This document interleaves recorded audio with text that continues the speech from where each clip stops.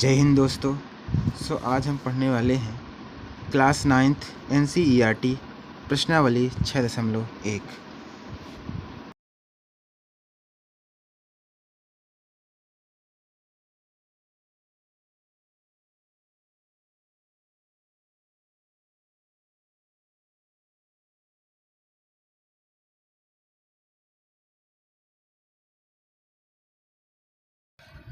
देखिए, न्यून कोण जो 90 अंश से कम होता है, सम कोण जो 90 के बराबर होता है, अधिक कोण 110 अंश होता है। 110 मतलब 90 से अधिक होता है, वो कितना भी हो सकता है। हमने देख 110 अंश लिखा है। रैखिक कोण या फिर इसको रेखीय युग्म भी बोल सकते हैं, जो कि दो युग्मों से मिलकर बनता है, वो 180 के बराबर होता है। 180 ही होता है। शीर्षाभिमुख या फिर सम्मुख कोण ये एक दूसरे के सम्मुख हैं। पूरक कोण जिन दो कोणों का योग 90 अंश हो।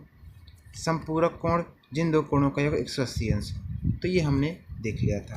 अब हम प्रश्नावली 6.1 का प्रश्न हल करते हैं। ये है हमारे पास ये बुक NCERT। यानी क्या है पहला क्वेश्चन कि रेखाएं AB और CD बिंदु O पर प्रतिच्छेद करती हैं। ठीक है, ये AB रेखा है और CD रेखा है जो बिंदु O पर प्रतिच्छेद कर रही है एक दूसरे को। तो कोण AOC धन कोण BOE बराबर 70 डिग्री दिया है, यानी ये वाला, और जिन दोनों कोणों का योग दिया है 70 डिग्री, और कोण BOD बराबर दिया है 40 अंश, यानी ये वाला दिया है 40 अंश। तो BOE और प्रतिवर्ती COE ज्ञात कीजिए, यानी BOE ज्ञात करना है और इसका यानी COE यानी इस कोण का प्रतिवर्ती यानी ये वाला टोटल हमको ज्ञात कर देना है। तो चलिए हम पहले चित्र बना लेते हैं। यानी हमारे पास रेखा है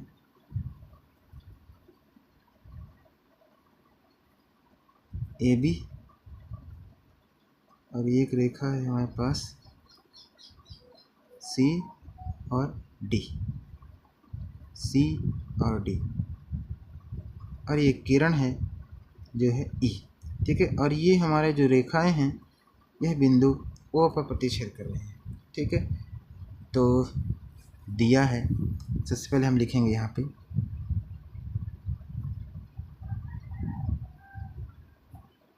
दिया है, क्या क्या दिया है कि AB और CD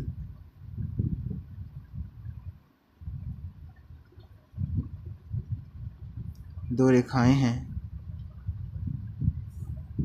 हैं जो बिंदु O पर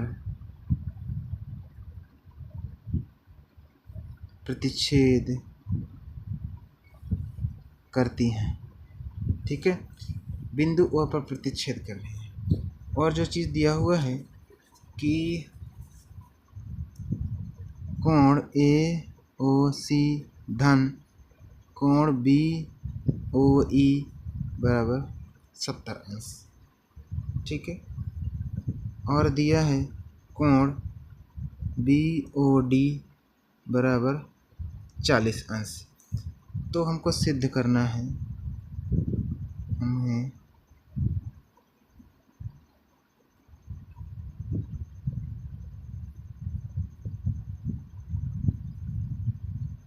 सिद्ध करना है कोण BOE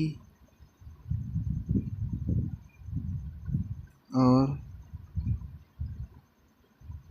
प्रतिवर्ती कोण COE ये हमको ज्ञात करना है। ठीक है, चलिए ज्ञात करते हैं। यहाँ पर लिखते हैं उपपत्ति, या फिर इसी को हल कह सकते हैं उपपत्ति। तो देखिए हमें दिया है कि कोण AOC ये वाला AOC ये वाला कोण, और दिया है BOE ये वाला कोणों का योग कितना है 70 अंश है। ठीक है, और ये चीज़ दिया है BOD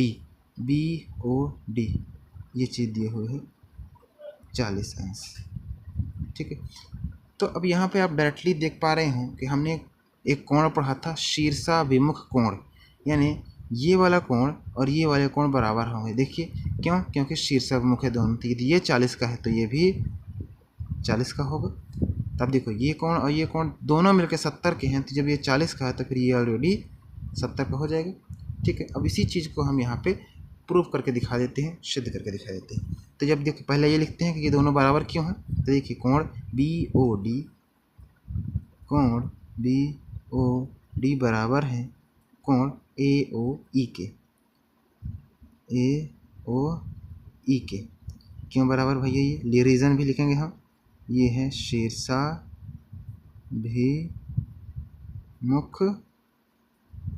कोण, ये हमने रीज़न लिख दिया। ठीक है, तो अब देखिए ये है 40 अंश का, तो ये भी हमारे पास, तो ए ओ ई भी 40 अंश का हो गया। ठीक है, अब देखिए एक कोण ज्ञात करना था बी ओ ई, तो ये हमको मिल गया। देखिए जब ये वाला कोण हमको मिल गया, क्योंकि ये चीज़ दिया हुआ है, यानी कोण ए ओ सी धन कोण बी ओ ई बराबर 70 अंश। अब ये वाला कोण मिल गया 40 अंश, ये हमको 40 अंश है, देख लो ये कहाँ गया जी,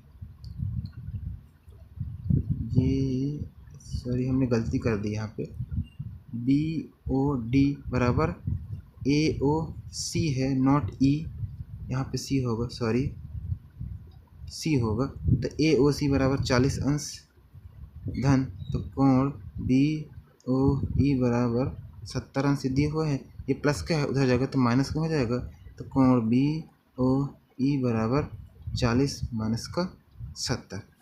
ठीक है, अब जब ये घटेगा कोण बी ओ ई बराबर 30 अंश, अब ये चीज़ हमको सिद्ध करना था। ये देखिए ये, तो ये चीज़ मिल गया। अब देखिए इस चीज़ का प्रतिवर्ती ज्ञात करना है, किसका प्रतिवर्ती, कोण सी ओ ई का प्रतिवर्ती ज्ञात करना है, यानी सी ओ ई, तो इस कोण का प्रतिवर्ती यानी ये वाला टोटल हमको ज्ञात करना है, ये पूरे। ठीक है, चलिए ज्ञात करते हैं। अब देखिए ये डायग्राम देखते हैं, कब देखो ये कोण ए ओ डी और बी ओ डी, इन दोनों का योग होगा 180 अंश। क्यों, क्योंकि एक रैखिक युग्म बना रहे हैं। क्या बना रहे हैं, रैखिक कोण, यानी ये अर्धवृत्त बन रहा है, और अर्धवृत्त का कोण जो होता है वह 180 ही होता है। तो इन दो कोणों का योग कितना होगा, 180 अंश। यही चीज़ हम लिखेंगे, कोण ए ओ डी धन कोण बी ओ डी बराबर 180 अंश, यानी कि कोण ए ओ डी धन कोण ये वाला बी ओ डी, यानी बी ओ डी बराबर 180 अंश।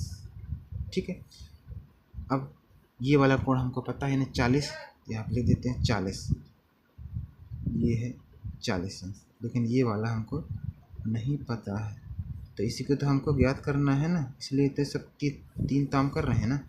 अब ये 40 प्लस में है, उधर जाएगा तो माइनस का हो जाएगा, यानी ए ओ डी बराबर 180 में 40 को घटाना पड़ेगा, तो हो जाएगा ए ओ डी बराबर 180 में 40 गया तो 140 अंश, यानी ये जो कोण हो गया हमारा, ये हो गया 140 अंश।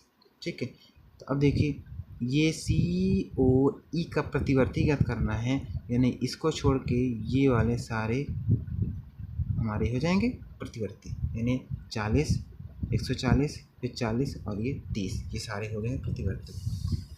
तो कोण सी ओ ई का प्रतिवर्ती सारे कोण हो जाएंगे, यानी 40 अंश धन 140 अंश